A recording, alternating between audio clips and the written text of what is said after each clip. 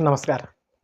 सरकारले निजी शिक्षा र स्वास्थ्यका क्षेत्रमा लगाउने भनेको 3% क्षमता कर अहिले तत्कालका लागि भने नलगाउने निर्णय गरेको छ। आफूले बनाएको योजना आफैले कार्यान्वयन गर्न नसक्ने र यसरी केही दिनमा नै पछाडि हट्ने भने उक्त निर्णयहरू किन गरेको? त्यस्ता योजनाहरू किन बनाएको? सरकारको यो केटाकेटीपना आखिर कहिलेसम्म रहिरहने भनेर अहिले सामाजिक सञ्जालमा विभिन्न चर्चाहरू भइरहेका छन्। यसो भनेर चर्चा गरिरहँदा विरोध गरिरहँदा हामीले सम्झनुपर्ने एउटा कुरा के छ भने अहिलेको सरकार जनताको अपेक्षाबाट बनेको सरकार हो। सरकारले गरेका हरेक निर्णयहरू, सरकारले बनाउने हरेक योजनाहरू जनताको हितमा हुनुपर्दछ, जनताप्रति समर्पित हुनुपर्दछ र जनताको अपेक्षा पूरा गर्ने खालका हुनुपर्दछ नै। पहिलेको सरकार किन असफल भयो भन्ने पनि यही नै एउटा विषय हो। पहिलेको सरकारले आफूले जस्ता निर्णय गरे पनि त्युक्त निर्णयहरू फिर्ता लिने कुनै सोच राख्दैन थियो।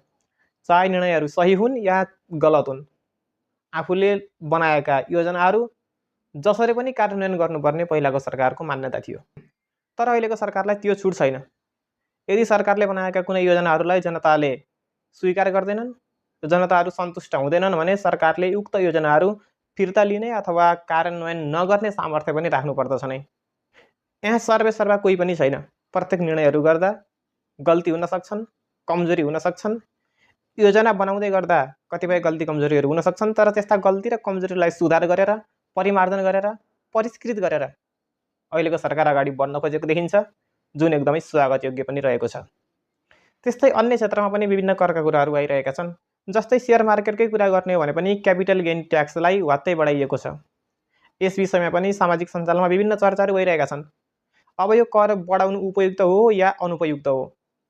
यो लागू गर्न सकिन्छ या सकिँदैन? यो लागू गर्दा जनतालाई फाइदा हुन्छ या फाइदा हुँदैन? यस विषयमा पनि सरकारले ध्यान देला, आवश्यक निर्णयहरू गर्ला। अन्य थुप्रै करका विषयमा पनि जनताहरूले प्रश्न उठाइरहेका छन्। अब कुन कुन करहरू सान्दर्भिक छन्, कुन कुन करहरू उपयुक्त छन्, कुन कुन निर्णयहरू सान्दर्भिक छन्, कुन कुन निर्णयहरू असान्दर्भिक छन्? सरकारले तिनीहरूलाई पहिचान गरेर अनुपयुक्त निर्णयहरूलाई सच्याउनेछ भन्ने आशा हामीले राखेका छौँ।